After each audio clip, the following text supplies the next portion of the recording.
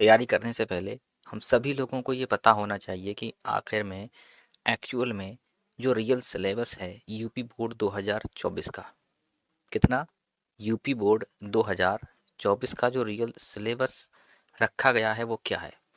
यानी कि हम लोगों की क्या स्ट्रैटेजी होनी चाहिए, क्या हम लोगों की प्लानिंग होनी चाहिए जिससे कि हम एग्ज़ाम में 70 आउट ऑफ 70 नंबर का क्वेश्चन पेपर सॉल्व करके आए है। जो ओएमआर सीट पर हम लोगों को करना है उस 20 नंबर का सिलेबस क्या है, और उसके बाद हम समझेंगे कि जो हमें कॉपी में लिखना है बोर्ड की वो 50 नंबर का सिलेबस क्या है। तो चलिए आइए समझते हैं पहले 20 नंबर का ऑब्जेक्टिव का सिलेबस। तो इसमें सबसे पहले हमें दिया है हिंदी गद्य के विकास का संक्षिप्त परिचय। इससे हमें कितने प्रश्न पूछे जाएंगे, एक एक नंबर के 5 प्रश्न पूछे जाएंगे दोस्तों। आपकी जो किताब है राजीव प्रकाशन किताब की मैं बात कर रहा हूँ, उसके जो शुरू के जो पेज हैं उसी में गद्य खंड का विकास आपको दिया गया है, जिसमें आपको शुक्ल युग और शुक्लोत्तर युग के सभी लेखक और उनकी प्रमुख रचनाएं उसमें दी हुई हैं। अगर आप उन सभी लेखकों के बारे में और उनकी रचनाओं के बारे में अच्छे से पढ़ लेते हैं तो ये 5 नंबर लाने से आपको कोई भी नहीं रोक सकता है, आपकी तैयारी कंप्लीट हो जाएगी। दूसरा पॉइंट, हिंदी पद्य के विकास का संक्षिप्त परिचय, जिसमें आपको रीतिकाल के लेखक और उनकी रचनाएं, आधुनिक काल के लेखक और उनकी रचनाओं को अच्छे से पढ़ना है, जिसमें आपसे एक एक नंबर के 5 प्रश्न होंगे और 5 नंबर जो है वो आपसे यहाँ से पूछे जाएंगे। ये भी आपका जो पद्य खंड शुरू होने से पहले के 2-4 पेज हैं उसमें ये सब कुछ दिया गया है। और चिंता ना करिए, ये 10 नंबर का जो टॉपिक है ये आपको कुछ ही दिनों में आपको इसका वीडियो मिल जाएगा हमारे चैनल पर। इसमें आराम से आप जो भी क्वेश्चन होंगे 100-200 क्वेश्चंस ट्रिक के माध्यम से आपको याद करवा दिए जाएंगे, जिसमें आप ये जो 10 नंबर हैं उसका टेंशन तो छोड़ ही दीजिए। तो यहाँ से आप लोग टेंशन फ्री हो जाइए। फिर देखते हैं तीसरा पॉइंट, काव्य सौंदर्य के तत्व, जिसमें आपसे पूछा जाना है एक रस, अलंकार और छंद के प्रश्न एक एक नंबर के। रस में आपको पढ़ना है हास्य रस और करुण रस, जिसकी परिभाषा से संबंधित आपका एक ऑब्जेक्टिव हो सकता है, या आपसे इसका उदाहरण पूछ लेगा या उदाहरण दे देगा और पूछेगा कि बताइए ये हास्य रस का है या करुण रस का है। तो ये बहुत ही आसान सा टॉपिक है, सिर्फ आप लोग 5 मिनट में इसको समझ जाएंगे। तो ये बहुत आसान सा एक नंबर है, इसे हम लोग कवर कर लेंगे। दूसरा है आपका अलंकार। अलंकार जैसे कि उपमा, रूपक, उत्प्रेक्षा, सिर्फ 3 अलंकारों का आपको लक्षण यानी कि डेफिनेशन परिभाषा पढ़नी है और उनको पहचानने का तरीका समझना है। ये भी बहुत ही आसान है, इसे भी आप लगभग 2-3 मिनट में कवर कर लेंगे। ये भी एक नंबर आपका बहुत इजी है, आसानी से समझ जाएंगे। तो इसे हम ट्रिक से समझेंगे, एक एक नंबर है और बस 5-5 मिनट में हम इसको आराम से कवर कर लेंगे। तीसरा टॉपिक आता है इसमें छंद, सोरठा एवं रोला। इसमें हमें सबसे अच्छा ज्ञान परिभाषा का और उदाहरण को पहचानने का तरीका आना ही चाहिए। बहुत डिफिकल्ट नहीं है, अगर आप इसमें मात्राओं को अच्छे तरीके से काउंट करना यानी कि गिनना सीख जाते हैं तो 100% आपका ये नंबर पक्का हो जाएगा। ये नंबर भी आपको आसानी से कवर हो जाएगा। अब नंबर व्याकरण की और बात करते हैं नीचे। तो इसमें आता है आपका शब्द रचना में आपका आता है उपसर्ग, बहुत ही आसान है। जो शब्दों के आगे लगाए जाते हैं वो उपसर्ग होते हैं, जो शब्दों के पीछे लगाए जाते हैं वो प्रत्यय होते हैं। लेकिन प्रत्यय अब हमारे सिलेबस में नहीं है, सिर्फ उपसर्ग है। कितना उपसर्ग आपका एक नंबर का आएगा। जैसे कि अप लगा है तो अप से बनने वाले शब्द आपको ऑब्जेक्टिव में पहचानने होंगे, जैसे अपमान, अनु से अनुकरण, सह से जैसे सहपाठी। तो इस तरीके के शब्द होंगे। या तो आपसे ये पूछेगा इस शब्द में कौन सा उपसर्ग आया है, या ऐसे पूछेगा कि अनु उपसर्ग से बना हुआ शब्द कौन सा है। वेरी इजी है, 2-3 मिनटों का खेल है, आराम से आप लोग समझ ही जाएंगे। समास, समास आपके सिलेबस में 4 दिए हैं इस बार, पिछली बार 2 थे, 30% सिलेबस कम था इस कारण। तो उस क्वेश्चन बैंक से पढ़ें तो इस बात का ध्यान रखें, पुरानी क्वेश्चन बैंक में सिर्फ द्वंद्व और द्विगु समास ही दे रखे हैं, लेकिन नए सिलेबस में कर्मधारय बहुब्रीहि यानी कि 4 समास हैं। समझना आसान है, ट्रिक के माध्यम से इसको समझ जाएंगे। वह विशेषण होता है बहुब्रीहि हमारा स्पेशल समास है। इन चारों के बारे में अच्छे से समझना है, इन्हें हल्के में नहीं ले सकते, लेकिन अगर इसे अच्छे से आप समझेंगे तो मैक्सिमम आपको 10 मिनट लगेंगे इन चीज़ों को आसानी से समझने में, और आपका ये नंबर कहीं जाने वाला नहीं है, आपके खाते में ये भी ऐड हो जाएगा। अगला आता है क, तद्भव और तत्सम एवं पर्यायवाची। यानी कि यहाँ पर तद्भव तत्सम से भी एक प्रश्न पूछा जा सकता है, हो या जो भी कहें कि इम्पोर्टेंट जो तत्सम तद्भव है उसकी लिस्ट से हम आपके साथ में शेयर कर देंगे, वो आप पढ़ लीजिए। पर्यायवाची जो भी इम्पोर्टेंट हैं उसकी लिस्ट हम आपके साथ में शेयर कर देंगे, वो आप पढ़ लीजिए, आपका काम हो जाएगा। ये नंबर आपका कहीं जाने वाला नहीं है। ये आपके हिंदी व्याकरण शब्द रचना से उपसर्ग, समास, तत्सम तद्भव या पर्यायवाची के नंबर आपके खाते में ऐड होंगे ही होंगे। अब आगे हम समझते हैं संस्कृत ग्रामर से कुछ प्रश्न जो आपसे पूछे जाने हैं। इसमें आया है सर्वनाम, जिसमें सर्वनाम तद और युष्मद। ये बच्चों के लिए बहुत डिफिकल्ट टॉपिक है। अगर हम सच में बात करें कि तद कितने बच्चों को अभी तक याद होगा, आप कमेंट करें, तो मुश्किल से आप में 2-4 बच्चों को याद होगा अच्छे से। अगर आपको कॉलेज में बढ़िया से पढ़ाया गया है, अच्छे टीचर्स हैं, तो वो इसे बहुत अच्छे से पढ़ाते हैं। लेकिन जहाँ पर पढ़ाई नहीं होती तो उन बच्चों को बहुत दिक्कत होती है, उससे डरते हैं। डरने की कोई ज़रूरत नहीं है, इसे बहुत आसानी से याद किया जा सकता है। बहुत ही सिंपल तरीका है और हमें केवल इसको पहचानना है। तो पहचानने के लिए बहुत छोटी सी इसकी शॉर्ट ट्रिक होती है, टेंशन ना लीजिए, ये भी नंबर आपका कंफर्म मिलने वाला है आपको। वाक्य का स्वरूप इजी नंबर है, मिलेगा। वाच्य प्रयोग और वाच्य का परिवर्तन, ये भी एक्टिव पैसिव जो आप अंग्रेजी में पढ़ते हैं वही टॉपिक है। आसानी से, जैसे कि मैं किताब पढ़ता हूँ या किताब मेरे द्वारा पढ़ी जाती है, तो मैं किताब पढ़ता हूँ ये एक्टिव है, तो ये क्या हो गया, कर्ता कारक। और मेरे द्वारा किताब पढ़ी जाती है, ये कौन हो गया, कर्म कारक हो गया। तो कर्ता और कर्म कारक यही एक्टिव पैसिव हमें वहाँ पर बनाने हैं बस, और कोई खास डिफिकल्टी नहीं है। समझना है, पहचानना है, ये नंबर भी आप पा सकते हैं। पद परिचय, विकारी और अविकारी शब्द, ये कुछ शब्द हम पढ़ेंगे तो इसका नंबर आसानी से क्लियर कर लेंगे। यानी अगर हम रियलिटी में बात करें कि कितने नंबर हैं जो आप बिल्कुल ही आसानी से 20 में से पा सकते हैं, तो रियल में बात करते हैं हम ऊपर से। ये जो 10 नंबर का टॉपिक है, यहाँ आपको अच्छी मेहनत करने की ज़रूरत है। कौन सा वाला टॉपिक, ये जो है, इसमें आपको काफ़ी सारी रचनाएं याद करनी है, ट्रिक के माध्यम से याद करेंगे, ये नंबर आराम से आप पा लेंगे। और नीचे के 10 नंबर हैं, इसमें से तो छूटने के कोई चांस हैं भी नहीं एक्चुअल में, तो ये तो 10 आउट ऑफ 10 ही रहेंगे। यानी कि अगर आप अच्छे से तैयारी करते हैं तो ये मान के चलिए कि इसमें जो 20 नंबर हैं उसमें से आपके 18 प्लस तो हो ही जाएंगे, यदि आप 10 दिन कड़ी मेहनत के साथ में इन चीज़ों को पढ़ लेते हैं। तो अब हम डिस्कस करते हैं खंड बा को। खंड बा में आपसे जो प्रश्न पूछे जाने हैं वो आपसे पूछे जाएंगे 50 नंबर के प्रश्न। और इस 50 नंबर में जिस बच्चे ने अच्छी तैयारी कर ली, समझ लो वही 90 प्लस नंबर का स्कोर कर ही देगा इस बार 2024 में। देखिए, सबसे पहला जो प्रश्न है आपसे पूछा जाना है वो है गद्य हेतु निर्धारित पाठ्य वस्तु से गद्यांश। आप गद्यांश को ध्यान रखिए। गद्यांश क्या है, आपने जो कुछ कहानियाँ पढ़ी हैं जो आपके सिलेबस में है, आइए देखते हैं कौन कौन सी कहानियाँ आपके सिलेबस में है। जैसे कि ये कहानियाँ हैं आपके गद्य का, ये आपका पाठ्यक्रम है। इसमें कहानी है आपकी मित्रता, ममता, भारतीय संस्कृति, अजंता, क्या लिखूं, ईर्ष्या तू ना गई मेरे मन से, पानी में चंदा और चांद पर आदि। तो आपसे प्रश्न पूछे जाएंगे, हर प्रश्न 2 नंबर का होगा, 3 प्रश्न होंगे, तो आपके 6 प्रश्न यहाँ से क्लियर होंगे। इसके लिए आपको अच्छे से पढ़ना है क्या, पाठ। क्लियर, अच्छे से आपको पाठ पढ़ना है। स्टडी मटेरियल हम आपको सेंड करते हैं ग्रुप पर, टेलीग्राम ग्रुप पर, वहाँ से आप इसका स्टडी मटेरियल पढ़ लीजिए। सभी पाठों का आपको व्याख्या, सभी प्रश्न उत्तर आपको मिल जाएंगे। अच्छे से पढ़िए और 6 नंबर की तैयारी ज़बरदस्त तरीके से कर लीजिएगा। दूसरा क्वेश्चन आपके सामने है, पद्य हेतु निर्धारित पाठ्य वस्तु से पद्यांश। जिस तरीके से गद्यांश होते हैं लेखक यानी कि पाठ का नाम, जिसमें आपसे कहानी और निबंध पूछे जाते हैं, इसी तरीके से पद्यांश में आपसे पूछी जाती हैं क्या, पोएम्स यानी कि कविताएं। क्या होती हैं, कविताएं होती हैं, इन्हें लिखने वाले कवि होते हैं। तो ये आपसे कविताओं की कुछ पंक्तियां आपके सामने होंगी, उसमें आपके लिए कितने 3 प्रश्न 2-2 नंबर के दिए जाएंगे और 6 नंबर आपके इस तरीके से ये भी हो जाएंगे।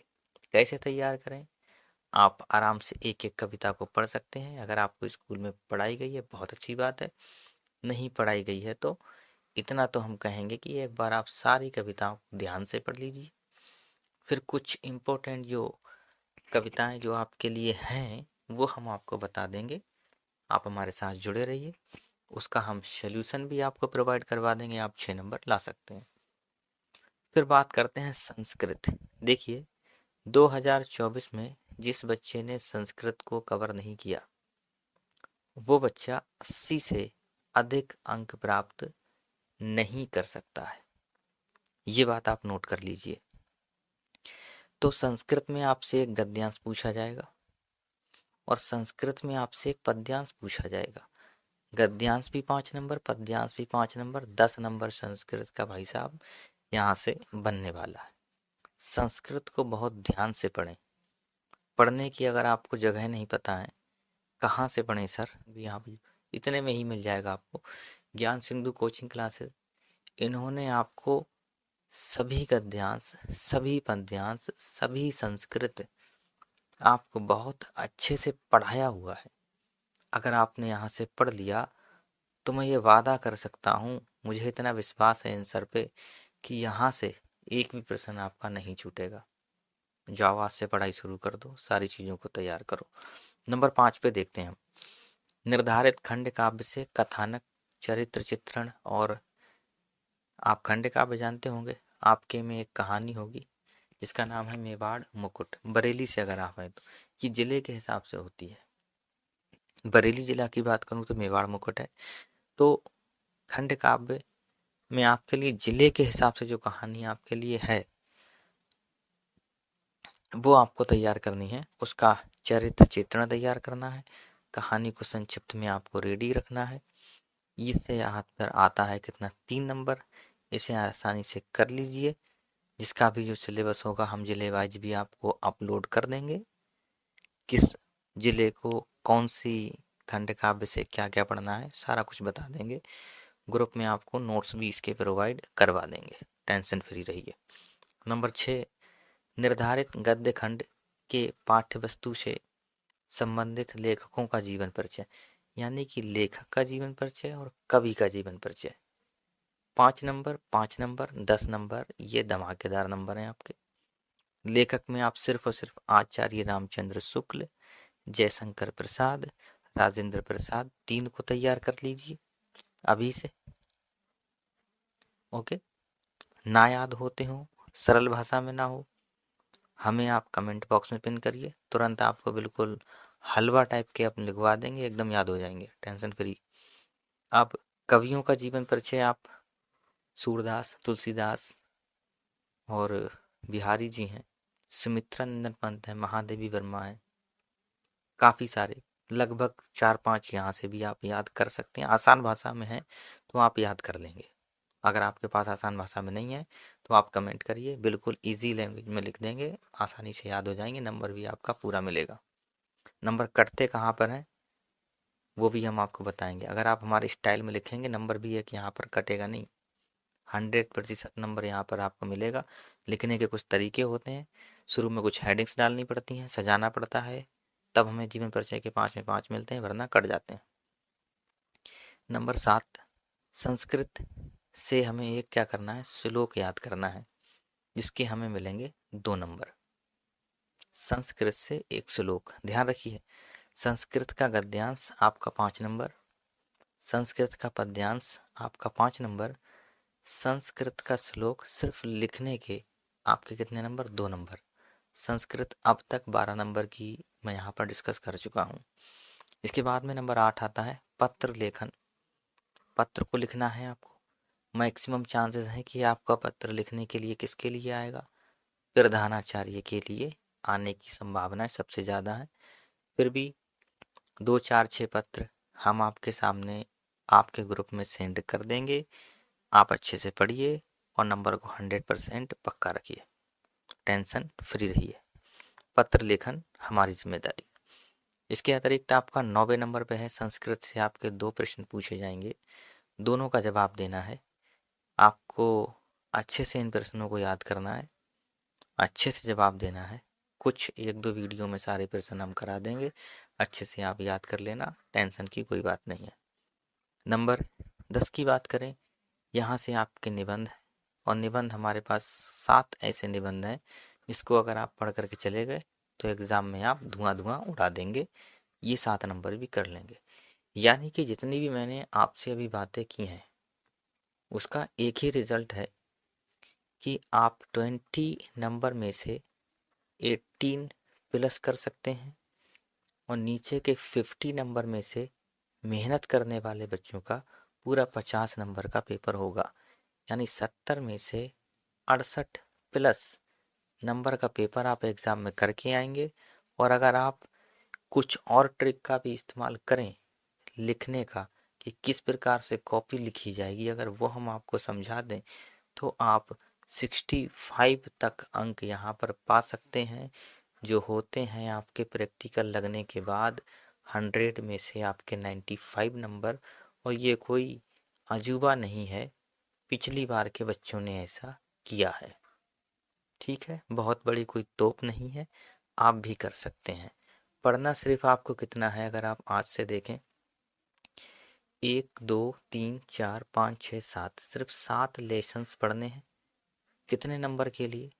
आपको 6 का गद्यांश पूछा जाएगा, 5 का जीवन परिचय पूछा जाएगा, 11 नंबर हो गए, यहाँ से नहीं, अच्छे से कवर हो जाएंगे। आपको ये जो सिलेबस है सूरदास तुलसीदास जी का, रसखान बिहारी, रामनरेश त्रिपाठी, मैथिली शरण गुप्त, महादेव वर्मा, सुमित्रेंद्र पंत, चतुर्वेदी जी, सुभद्रा कुमारी चौहान, अशोक वाजपेयी, नारायण और केदारनाथ, ये आपके कवि हैं। इनमें से आपको जीवन परिचय, कुछ इंपॉर्टेंट जीवन परिचय जो कि मैंने क्लिक कर ही दिए हैं आपके सामने, बहुत बहुत इम्पोर्टेंट। इन 4 को याद कर लेंगे तो आपको उम्मीद है कि 100% आप जीवन परिचय अपना पेपर में करके आ जाएंगे। संस्कृत के सिलेबस में ये जो पाठ हैं वो आपके सामने लिखे हुए हैं, आप अच्छे से देख सकते हैं। बुक्स में भी लिखे हुए होंगे, लेकिन ये संस्कृत के पाठ हैं।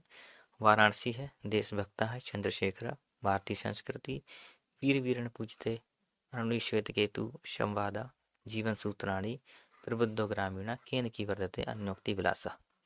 तो ये सब पाठ आपको अच्छे से पढ़ने हैं। खंड काव्य की बात रही आपकी, मैंने कहा था जिलेवार, जिले के हिसाब से खंड काव्य अलग अलग होता है।